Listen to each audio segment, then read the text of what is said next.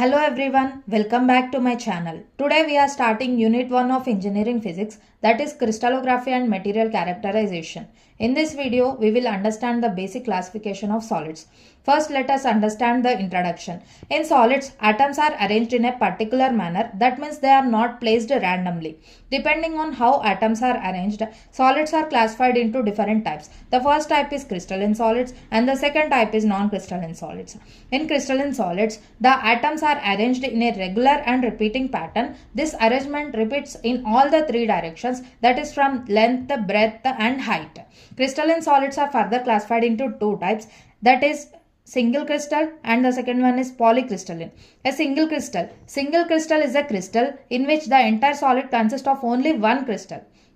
That is, there are no boundaries in the single crystal. There are no boundaries. Polycrystalline. A polycrystalline solid is made up of many small crystals. These small crystals are separated by well-defined boundaries. Now let us understand non-crystalline solids. In non-crystalline solids, atoms do not follow any regular pattern. They are arranged randomly. Randomly means amorphous.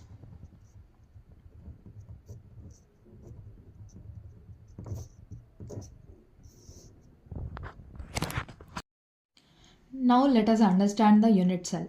A unit cell is the smallest repeating unit which when repeated indefinitely in all directions generates the entire space lattice.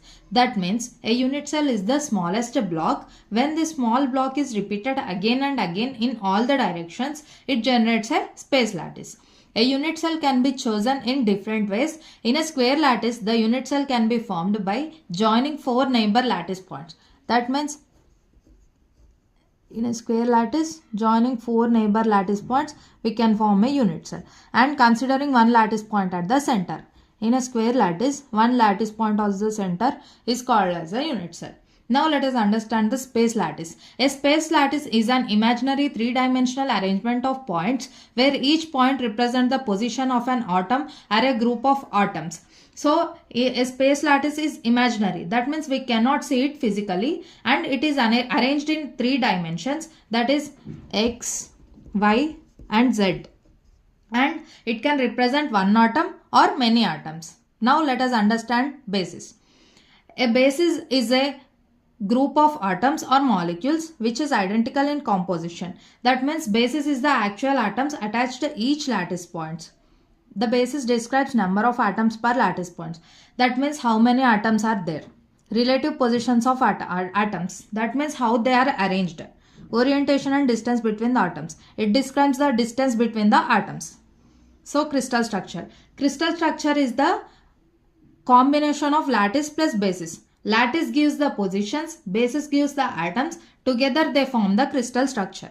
Lattice gives the positions, basis gives the atoms, together they form the crystal. Now let us understand lattice parameters. Lattice parameters are the geometrical parameters that define the size and shape of a unit cell. That means lattice parameter describes how big the unit cell is and what shape it has. Here A, B and C are the basis vectors.